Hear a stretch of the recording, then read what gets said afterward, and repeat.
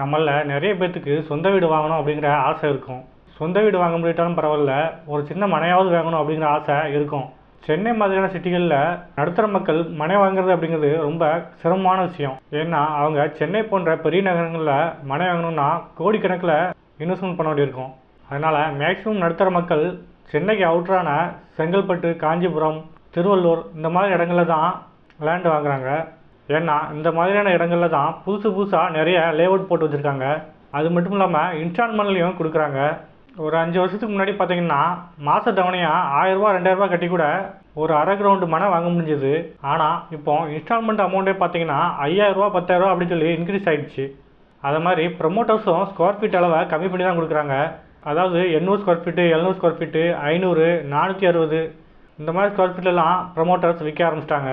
இதில் பெரும்பாலான ப்ரமோட்டர்ஸ் என்ன பண்ணுறாங்கன்னா, ஒரு சில லட்சங்களை முன்பணமாக கட்ட சொல்லிட்டு மீதி இருக்க அமௌண்ட்டை இன்ஸ்டால்மெண்ட்டில் கட்ட சொல்கிறாங்க. இதில் நீங்கள் பேங்க்கில் மனைக்குன்னு லோன் வாங்கினா கூட குறிப்பிட்ட அமௌண்ட் கட்டி ரிஜிஸ்ட்ரேஷன் பண்ணி தான் வாங்க முடியும். இப்போது நீங்கள் லேண்ட் ப்ரமோட்டர்ஸ்கிட்ட இன்ஸ்டால்மெண்ட்டில் மனை வாங்கினீங்கன்னா என்னென்ன விஷயங்கள்லாம் கவனிக்கணும் அப்படிங்கிற பற்றி தான் இன்றைக்கி வீடியோவில் பார்க்க போகிறோம். வாங்க வீடியோக்குள்ளே போகலாம்.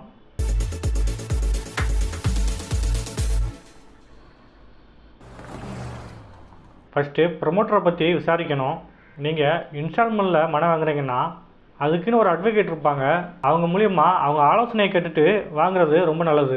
இந்த மாதிரி இன்ஸ்டால்மெண்ட்டில் மனை வாங்கும்போது உங்களோட ப்ரமோட்டர் யார் அப்படிங்கிறத நீங்கள் தெரிஞ்சுக்கணும். அவர் எப்படிப்பட்டவர், எத்தனை வருஷமாக அந்த தொழிலில் இருக்கிறாரு, அவரோட பேக்ரவுண்ட் என்ன, எல்லாத்தையும் விசாரிக்கணும். அது மாதிரி லேஅவுட் போட்டிருக்க நிலம் ப்ரமோட்டருக்கு சொந்தமானதா அல்லது அவர் பவர் ஆஃப் அட்டார்னி முறையில் உங்களுக்கு சேல்ஸ் பண்ணுறாரா அப்படிங்கிறத பற்றி விசாரிக்கணும். லேண்டு ப்ரமோட்டர் பேரில் இருந்தால் சிக்கல் எதுவுமே கிடையாது. இதுவே அவர் சேல்ஸ் பண்ணுறதுக்கான பவர் மட்டும் வாங்கியிருந்தாருன்னா பிரச்சனை வர்றதுக்கு வாய்ப்பு இருக்குது.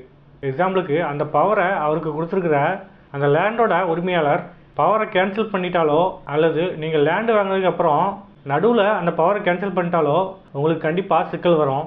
அது மட்டும் இல்லாமல் அந்த மனைக்கான பத்திரத்தை மட்டும் வச்சு உரிமையாளரை முடிவு பண்ண முடியாது. அந்த மனையோட தாய் பத்திரத்தையும் சேர்த்து நீங்கள் செக் பண்ணணும். அந்த தாய் பத்திரத்தில் அவங்களோட வாரிசுகள் எல்லாருமே கையெழுத்து போட்டிருக்காங்களா அப்படிங்கிறத நீங்கள் செக் பண்ணி பார்க்கணும். அடுத்ததாக அக்ரிமெண்ட். மேக்ஸிமம் இந்த மாதிரி மனை வாங்குறவங்க பார்த்தீங்கன்னா அக்ரிமெண்ட் எதுவுமே போட்டுக்க மாட்டாங்க. ஆனால் நீங்கள் அக்ரிமெண்ட் போட்டால் தான் ஃப்யூச்சரில் ஏதாவது பிரச்சனை வந்தால் அதை சரி செய்ய முடியும். இந்த மாதிரி நீங்கள் அக்ரிமெண்ட் போடும்போது லேண்டு இன்ஸ்டால்மெண்ட்டில் வாங்கியிருந்தீங்கன்னா அதோட ரிஜிஸ்ட்ரேஷன் எப்போ அப்படிங்கிறத அந்த அக்ரிமெண்ட்டில் தெளிவாக போட்டிருக்கணும். அதே மாதிரி அந்த அக்ரிமெண்ட்டில் அந்த மனையோட விலை எவ்வளோ அமௌண்ட் இன்ஸ்டால்மெண்ட்டில் கட்டணும், அது எத்தனை மாதம் கட்டணும், வீட்டு மனையோட நம்பர் என்ன, எவ்வளோ ஸ்கொயர் ஃபீட்டில் இருக்குது, இது எல்லாமே அந்த அக்ரிமெண்ட்டில் போட்டு நீங்கள் சைன் போட்டிருக்கணும். ஏன்னா இந்த மாதிரி இன்ஸ்டால்மெண்ட்டில் கட்டும்போது அந்த இன்ஸ்டால்மெண்ட் முடிகிற டைமில் லேண்டு விலை ஏறிடுச்சுன்னா உங்ககிட்ட அதிகமாக கூட அவங்க பணம் கேட்பாங்க. அதனால் இது சம்மந்தப்பட்ட விஷயங்களை முதல்லையே அக்ரிமெண்ட் போட்டு அதில் தெளிவாக எழுதி 2 பக்கமும் சைன் போட்டு வச்சுருந்தா நல்லது. இந்த மாதிரி இன்ஸ்டால்மெண்ட்டில் லேண்ட் வாங்கும்போது நீங்கள் போடுற அக்ரிமெண்ட்டை 200 ரூபா ஸ்டாம்ப் பேப்பரில் எழுதி ரிஜிஸ்டர் பண்ணுறது ரொம்ப நல்லது. அப்படி செஞ்சால் தான் பிற்காலத்தில் ஏதாவது பிரச்சனை வந்துச்சுன்னா நீங்கள் சட்டப்படி நடவடிக்கை எடுக்க முடியும். அது மாதிரி உங்கள் லேண்டை நீங்கள் கண்டிப்பாக நேரில் போய் பார்க்கணும். ஏன்னா ஒரு சிலர் ஃப்ரெண்ட்ஸ் வாங்குறாங்க, ரிலேட்டிவ் வாங்குறாங்க அப்படின்னு சொல்லிட்டு எதையுமே விசாரிக்காமல் போயிட்டு பணத்தை கட்டிடுறாங்க. அந்த மாதிரி வாங்கிட்டு ரிஜிஸ்ட்ரேஷன் பண்ணும்போது லேண்டு ரொம்ப லாங்கில் இருக்குது, இது வளர்கிறதுக்கு ரொம்ப நாள் ஆகும் அப்படின்னு சொல்லிட்டு புலம்ப ஆரம்பிச்சிடுறாங்க. அதே மாதிரி இந்த லேண்டு பக்கத்தில் உள்ள சாலை போக்குவரத்து எப்படி இருக்குது, பக்கத்தில் ஸ்கூல் காலேஜெலாம் இருக்கா, ஹாஸ்பிட்டல் இருக்கா, தண்ணி வசதி நல்லா இருக்கா, மின்சார வசதிலாம் நல்லா இருக்கா, இது எல்லாத்தையுமே பார்த்துட்டு லேண்டை வாங்கினீங்கன்னா ரொம்ப நல்லாயிருக்கும். அடுத்து கவர்மெண்ட் அப்ரூவ்டு இருக்கா அப்படின்னு சொல்லி பார்க்கணும். நீங்கள் இந்த மாதிரி இன்ஸ்டால்மெண்ட்டில் பணம் செலுத்தும் போது அப்பப்போ போயிட்டு உங்கள் லேண்டை பார்த்துக்கிட்டே இருக்கணும். உங்கள் லேண்டு சிஎம்டிஏ அப்ரூவ்டில் இருக்கா, டிடிசிபி அப்ரூவ்டில் இருக்கா, இது எல்லாத்தையுமே கண்டிப்பாக செக் பண்ணணும். ஏன்னா ஒரு சிலர் என்ன சொல்லுவாங்கன்னா, லேஅவுட் அப்ரூவலுக்கு போயிருக்கு, கூடிய சீக்கிரமே வந்துடும் அப்படின்னு சொல்லிட்டு மனையை உங்ககிட்ட விற்றுட்டு போயிடுவாங்க. ஆனால் இந்த மாதிரி லேஅவுட்டை ரிஜெக்ட் பண்ணுறதுக்கு காரணங்கள் நிறைய இருக்கும். அதனால் அந்த விஷயத்தில் காம்ப்ரமைஸ் ஆகாமல் டிடிசிபி அல்லது சிஎம்டிஏ அப்ரூவ்டு இருந்தால் மட்டும் வாங்குங்க. மற்றபடி அவங்க என்ன ரீசன் சொன்னாலும் அப்ரூவ்டு இல்லாமல் வாங்காங்க. அடுத்து நீங்கள் வாங்குகிற மனை விவசாய நிலமாக இருந்தால் அதில் லேஅவுட் போடுறதுக்கு முறையான அனுமதி கொடுத்துருக்காங்களா அப்படிங்கிறத நீங்கள் பார்க்கணும்.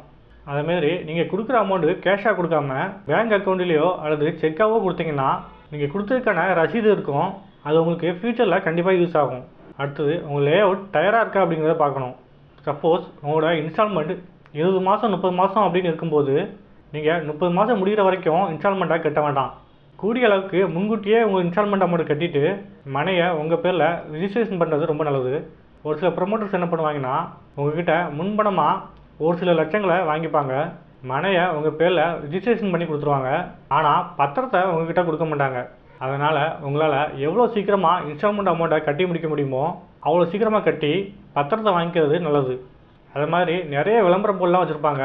பத்திரப்பதிவு ஃப்ரீ, இலவசமாக பட்டா கொடுக்குறோம், ஆஃபர் ப்ரைஸில் கொடுக்குறோம், லேண்டு வாங்கினா உங்களுக்கு கார் ஃப்ரீயாக கொடுக்குறோம், லேண்டு வாங்கினா உங்களை டூருக்கு கூப்பிட்டு போகிறோம். இந்த மாதிரி ஆஃபர்ஸை பார்த்துலாம் நிலம் வாங்கக்கூடாது. நீங்கள் வாங்குகிற மனையோட உண்மையான விலை எவ்வளவு, அந்த மனையை சுற்றி இருக்க இடம், சாலை வசதிகள், ஹாஸ்பிட்டல், ஸ்கூல், காலேஜ் இதெல்லாம் இருக்கான்னு சொல்லி பார்க்கணும். முக்கியமாக தண்ணி இருக்கான்னு பார்க்கணும். அந்த மனையில் வீடு கட்டி ஃப்யூச்சரில் வசிக்க முடியுமா அப்படின்னு சொல்லி பார்க்கணும். இதெல்லாம் பார்த்துட்டு தான் நீங்கள் மனை வாங்கணும். அல்லது மனை வாங்குற பற்றி உங்களுக்கு தெரியலனா நல்ல ஒரு அட்வொகேட்டை கன்சல்ட் பண்ணி அவங்க ஆலோசனை மூலமா மனையோ அல்லது வீடோ வாங்கினீங்கன்னா உங்களுக்கு ஃப்யூச்சரில் எந்த பிரச்சனையும் இருக்காது. அது மாதிரி நீங்கள் வாங்குகிற லேண்டில் பட்டா சிட்டா எல்லாமே கரெக்டாக இருக்கும். ஈஸியை 20 வருஷத்துக்கு போட்டு பார்த்தீங்கன்னா கரெக்டாக இருக்கும். ஆனால் அதுவே 50 வருஷத்துக்கு மேலே போட்டிங்கன்னா அதில் ஏதாவது வில்லங்க இருக்கும். இந்த மாதிரி நிறைய பிரச்சனைகள் இருக்குது. அதனால் நீங்கள் அட்வொகேட் மூலமாக போகிறது ரொம்ப வசதியாக இருக்கும். ஓகே ஃப்ரெண்ட்ஸ், இந்த வீடியோ பார்த்ததுனால வீட்டு மனை வாங்குறத பற்றிய ஒரு சில சந்தேகங்கள் தீர்ந்துருக்கலாம். இன்னும் இதை பற்றி ஏதாவது வீடியோஸ் பண்ணணும்னா கீழே கமெண்ட் பண்ணுங்கள். வீடியோ பிடிச்சிருந்தா வீடியோ லைக் பண்ணுங்கள், சேனலை சப்ஸ்கிரைப் பண்ணுங்கள். தேங்க்ஸ் ஃபார் வாட்சிங் அண்ட் ஹாப்பி இன்வெஸ்டிங்.